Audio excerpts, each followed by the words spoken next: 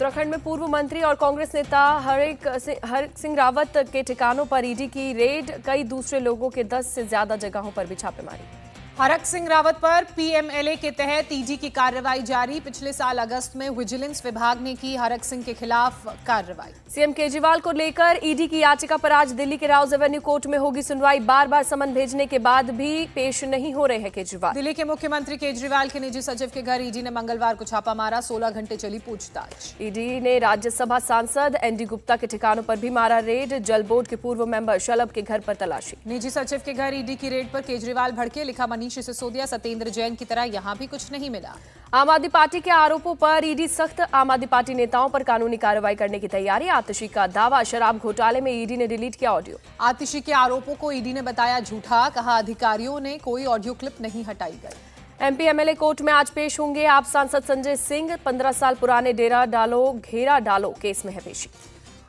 आज राज्यसभा में राष्ट्रपति के अभिभाषण पर धन्यवाद प्रस्ताव पर जवाब देंगे प्रधानमंत्री मोदी। दोपहर करीब 2 बजे पीएम मोदी का होगा भाषण। लोकसभा में सोमवार को हुआ था पीएम का भाषण। विपक्ष पर बोला था तीखा हमला, कहा था तीसरी बार भी आ रही है एनडीए सरकार।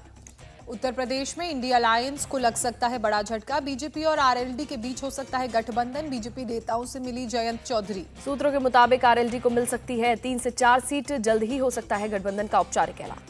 आंध्र प्रदेश में एनडीए ने तैयार किया जीत का प्लान। बीजेपी, टीडीपी और जनसेना का होने जा रहा है अलायंस। सूत्रों के मुताबिक टीडीपी 15 से 16 और बीजेपी 6 से 7 सीटों पर लड़ेगी चुनाव। चंद्रबाबू नायडू जल्द करेंगे बीजेपी नेताओं से मुलाकात। कांग्रेस का अखिलेश यादव को भारत जोड़ो न्याय यात्रा के लिए न्योता। 16 फरवरी को चंदौली रैली में शामिल होने का निमंत्रण। कांग्रेस की न्याय यात्रा में शामिल होंगे अखिलेश, कहा इंडी टीम और पीडीए की रणनीति जीत का नया इतिहास लिखेगी। ममता बनर्जी पर बोले राहुल गांधी, वो पूरी तरह से इंडिया अलायंस का हिस्सा है। बिहार में भी अलायंस के साथ इंडिया अलायंस पर बोले कांग्रेस नेता आचार्य प्रमोद कृष्णम, अब इसका कोई अस्तित्व नहीं। एनसीपी विवाद में शरद पवार गुट को बड़ा झटका। चुनाव आयोग ने अजीत गुट को माना असली एनसीपी। अजित पवार को पार्टी का नाम और घड़ी का सिंबल मिला। चुनाव आयोग ने शरद पवार से पार्टी के 3 नाम मांगे, आज शाम तक देने होंगे। शरद पवार ने अपनी पार्टी के लिए 2 नाम चुने हैं। सूत्रों के मुताबिक 2 चुनाव चिन्ह भी किए हैं सिलेक्ट। चुनाव आयोग तय करेगा नाम और चिन्ह।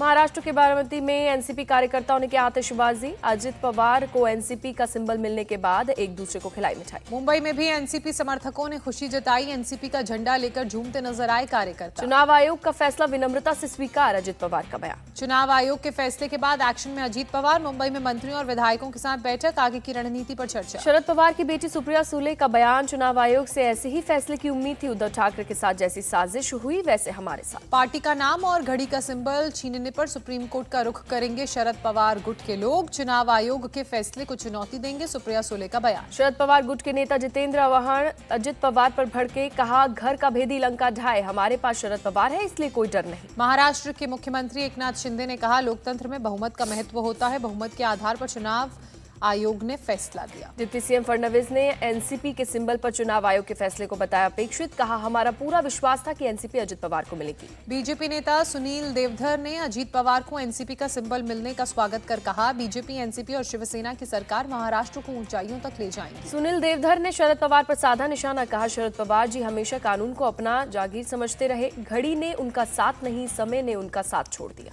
बिहार के सीएम नीतीश कुमार आज दिल्ली में पीएम मोदी से मुलाकात करेंगे। सीएम की शपथ लेने के बाद पहली बार दोनों की मुलाकात होगी। 2 दिन की दिल्ली दौरे में गृह मंत्री अमित शाह और बीजेपी अध्यक्ष जेपी नड्डा से भी मिलेंगे नीतीश कुमार। लोकसभा चुनाव की रणनीति को लेकर करेंगे बैठक। केंद्र के खिलाफ दिल्ली में विरोध प्रदर्शन कर्नाटक कांग्रेस करेगी। सीएम सिद्धरमैया और deputy CM DK Shivakumar करेंगे प्रदर्शन की अगुवाई। दोनों पहुंच चुके हैं दिल्ली। कर्नाटक कांग्रेस के प्रदर्शन में सभी विधायक और सांसद भी होंगे शामिल। 15वें वित्त आयोग के तहत राज्य को हुए कथित नुकसान की भरपाई भी करेंगे मां। सिद्धरमैया सरकार के खिलाफ बंगलुरु में प्रदर्शन करेगी कर्नाटक बीजेपी। राज्य सरकार की नीतियों का विरोध करेगी। केरल के सीएम पी विजयन भी पहुंचे दिल्ली। केंद्र सरकार के खिलाफ शुक्रवार को होने वाले एलडीएफ के प्रदर्शन में शामिल होंगे। संसद सत्र 1 दिन के लिए बढ़ेगा, अब 10 फरवरी तक चलेगी कार्यवाही। यूपीए सरकार के आर्थिक कुप्रबंधन पर श्वेत पत्र लाएगी मोदी सरकार। 2004 से 2014 के बीच का पेश करेगी लेखा जोखा। पीएम के 370 सीट के दावे पर विपक्ष का हमला। केसी वेणुगोपाल ने कहा लोकतंत्र में सब कुछ जनता तय करती है। पीएम मोदी के पास तिलिस्मी चिराग, वो जो कहते हैं वही सच हो सकता है, फारूक अब्दुल्ला का निशाना।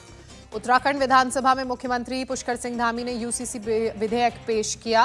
विधायकों ने लगाए जय श्री राम के नारे। बीजेपी बोली, ये हमारे लिए ऐतिहासिक क्षण। यूसीसी को लेकर भ्रम फैलाया जा रहा है, उत्तराखंड के मंत्री प्रेमचंद अग्रवाल का बयान। यूसीसी पर उत्तराखंड विधानसभा में हुई बहस। कांग्रेस नेता हरीश रावत ने कहा, जल्दबाजी में बिल लाई सरकार। यूसीसी पर केशव प्रसाद मौर्य ने दी बधाई, कहा देश सबका साथ, सबका विकास, सबका सम्मान के साथ आगे बढ़ रहा है। उत्तराखंड वक्फ बोर्ड के अध्यक्ष शादाब शम्स ने यूसीसी पर खुशी जताते हुए कहा, विरोध करने वाले पॉलिटिकल मुसलमान। यूसीसी के खिलाफ उत्तराखंड इमाम संगठन के अध्यक्ष, कहा अगर सड़कों पर उतरना पड़ा तो उतरेंगे। यूसीसी को कूड़े के डिब्बे में डाल देना चाहिए। एआईयूडीएफ चीफ बदरुद्दीन अजमल का बयान। मौलाना रशीद फरंगी महली ने कहा, यूसीसी पर स्टडी करने के बाद आगे की कार्रवाई करेंगे। बीजेपी दो समुदायों को लड़ाने का काम कर रही है। महाराष्ट्र विधान परिषद के नेता प्रतिपक्ष अंबादास दानवे ने कहा। उत्तराखंड में यूसीसी बिल पर बोली कांग्रेस नेता सुप्रिया श्रीनेत, चुनाव से पहले ही क्यों की जाती है ऐसी चीजें। मौलाना अरशद मदनी का उत्तराखंड सरकार से सवाल, समान नागरिक संहिता के नाम पर भेदभाव क्यों? अनुसूचित जनजातियों को छूट तो मुसलमानों को क्यों नहीं? यूसीसी कुछ नहीं, सिर्फ 2024 में बीजेपी का एजेंडा, राज्य सरकार इसे नहीं ला सकती। सांसद दानिश अली का बयान। राजस्थान में भी यूसीसी को लेकर चर्चा शुरू। कैबिनेट मिनिस्टर कन्हैया लाल चौधरी ने कहा, हम भी यूसीसी लाने की कर रहे कोशिश। नए निर्वाचन आयुक्त के चयन के लिए पीएम की अध्यक्षता वाली समिति की बैठक आज होगी। 14 फरवरी को एक पद होगा खाली। ज्ञानवापी तहखाना मामले में कोर्ट के आदेश को चुनौती देने वाली याचिका पर आज भी हाईकोर्ट में होगी सुनवाई। कल मुस्लिम पक्ष ने रखी दलीलें।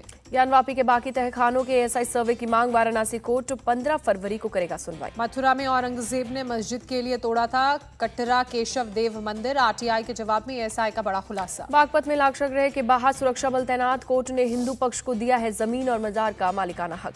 भारत में अगले 5 वर्षों में ऊर्जा क्षेत्र में 67 अरब डॉलर का निवेश होगा। गोवा में प्रधानमंत्री मोदी का बयान। 1643 किलोमीटर लंबी भारत म्यांमार सीमा पर बाड़ लगाई जाएगी। गृह मंत्री अमित शाह ने दी जानकारी। नीतीश कैबिनेट की बैठक में 14 एजेंडों पर मुहर। इंजीनियरिंग छात्रों को इंटर्नशिप करने पर 10,000 स्टाइपेंड मिलेगा। बिहार में फ्लोर टेस्ट पर बोले जेडीयू के मंत्री विजय चौधरी, प्रजातंत्र में गणित का खेल, हमारे पास बहुमत। जीतन राम मांझी की नाराजगी पर आरजेडी प्रवक्ता मृत्युंजय तिवारी ने कहा, एनडीए की नैया डगमगा रही है, डूबना भी तय। आरजेडी एमएलसी रामबली सिंह चंद्रवंशी बिहार विधान परिषद से अयोग्य घोषित। सीएम नीतीश के खिलाफ की गई थी बयानबाजी। झारखंड के सीएम चंपाई सोरेन ने कहा, हेमंत सोरेन पर किसी तरह का आरोप नहीं। झारखंड के मंत्री आलमगीर आलम का बयान, जल्द होगा मंत्रिमंडल का विस्तार। चंडीगढ़ में मिशन कर्मयोगी कार्यक्रम। हरियाणा के मुख्यमंत्री मनोहर लाल खट्टर हुए शामिल। बेंगलुरु में एनआईए ने 12 बांग्लादेशी लोगों के खिलाफ दायर किया आरोप पत्र। घुसपैठ और मानव तस्करी का आरोप। मौलाना एजाज कश्मीरी ने किया सलमान अजहरी का बचाव। कहा, उन्होंने किसी धर्म का नाम नहीं लिया। दिल्ली एमसीडी में बीजेपी का जोरदार हंगामा। बीजेपी पार्षदों ने बजट संशोधन की प्रतियां फाड़ी। मुजफ्फरनगर में 12 फरवरी को बीजेपी किसान मोर्चा की ग्राम परिक्रमा यात्रा। जेपी नड्डा करेंगे शुरुआत। चंडीगढ़ मेयर चुनाव, सुप्रीम कोर्ट के फैसले से खुश सीएम भगवंत मान, कहा उम्मीद है सच की जीत होगी। मध्य प्रदेश के हरदा विस्फोट मामले में पटाखा फैक्ट्री के मालिक समेत 3 की गिरफ्तारी। दिल्ली भागने की फिराक में थे आरोपी। हरदा में आज घटनास्थल पर जाएंगे एमपी के सीएम मोहन यादव। 4 लाख मुआवजे का किया ऐलान। भोपाल के हमीदिया अस्पताल में घायलों से मिले सीएम मोहन यादव। हरदा पटाखा फैक्ट्री धमाके में कल हुई थी 11 लोगों की मौत, 25 लोग गंभीर रूप से घायल। पटाखे बनाने के लिए रखे बारूद से हुआ ब्लास्ट। ब्लास्ट की चपेट में आए करीब 50 मकान। जांच के लिए टीम गठित। हरदा हादसे के पीड़ितों की मदद के लिए आगे आई केंद्र सरकार। मृतकों के परिजनों को 2-2 लाख का मुआवजा। हरदा हादसे पर पूर्व सीएम शिवराज सिंह चौहान ने जताया दुख। कहा मुख्यमंत्री लगातार खुद मॉनिटरिंग कर रहे हैं। केंद्रीय मंत्री ज्योतिरादित्य सिंधिया ने हरदा हादसे पर दुख जताते हुए कहा, सभी घायलों के जल्द स्वस्थ होने की कामना करता हूं। गुजरात के जामनगर में बोरवेल से सुरक्षित निकाला गया बच्चा। एनडीआरएफ, एसडीआरएफ और पुलिस की टीम ने किया रेस्क्यू। मंगलवार शाम 6:30 बजे बोरवेल में गिरा था बच्चा। लगातार संपर्क में थे अधिकारी। हरियाणा के करनाल में कपड़े की फैक्ट्री में लगी भीषण आग। फायर ब्रिगेड की टीम ने पाया आग पर काबू। राजस्थान के उदयपुर में होटल की छत पर लगी आग। फायर ब्रिगेड की टीम ने बुझाई आग। पुणे में 11 मंजिला इमारत के अपार्टमेंट में लगी आग। दूर तक दिखा धुएं का गुबार। राजस्थान के कोटा में इमारत गिरी। बिल्डिंग में फंसे 2 लोगों को सुरक्षित बाहर निकाला गया। जम्मू कश्मीर के पुंछ में भारी बर्फबारी। सड़कों पर ट्रैफिक बंद। जेसीबी की मदद से सड़कों पर से हटाई गई बर्फ। हिमाचल के सरचू के पास में बीमार बुजुर्ग का रेस्क्यू। 114 एचयू के चालक दल ने हेलीकॉप्टर से लेह पहुंचाया। राजस्थान के जोधपुर में वायु शक्ति 2024 की तैयारी। 12 देशों की एयरफोर्स होगी शामिल। तेजस, सुखोई और राफेल होंगे शामिल।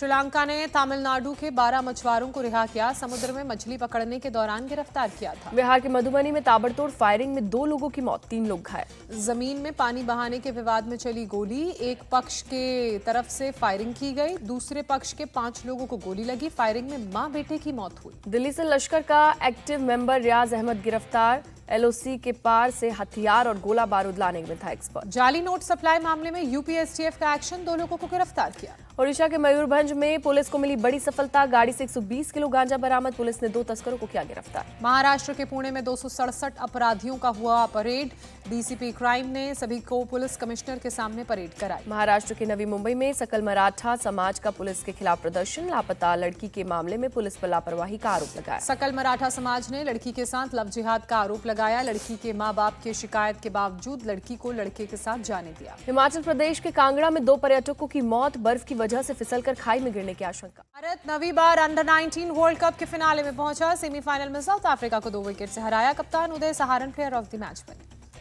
साउथ अफ्रीका ने पहले बल्लेबाजी कर 244 रन बनाए। भारतीय टीम ने 245 रन का टारगेट 49वें ओवर में हासिल किया। भारत के लिए सचिन दास ने 96 रनों की पारी खेली। कप्तान उदय सहारन ने 81 रन की शानदार पारी खेली। भारतीय टीम ने 32 रन के स्कोर पर 4 विकेट गंवा दिए थे। भारत को मुकाबले में वापस लाए सचिन और उदय सचिन के बीच 5वें विकेट के लिए 171 रनों की रिकॉर्ड पार्टनरशिप हुई। भारत के सरफराज खान और रिकी भुई ने 159 रनों का रिकॉर्ड तोड़ा। साउथ अफ्रीका पर जीत के बाद बोले उदय सहारन, करीबी मुकाबला खेलना फाइनल के लिए अच्छा। इंग्लैंड क्रिकेट टीम के मुख्य कोच ब्रेंडन मैकुलम का बड़ा बयान, कहा बुमराह का सामना करने का तरीका ढूंढे। भारत और जिम्बाब्वे के बीच खेली जाएगी 5 मैचों की T20 सीरीज। 6 से 14 जुलाई तक आयोजित की जाएगी सीरीज। सभी मैच हरारे में खेले जाएंगे।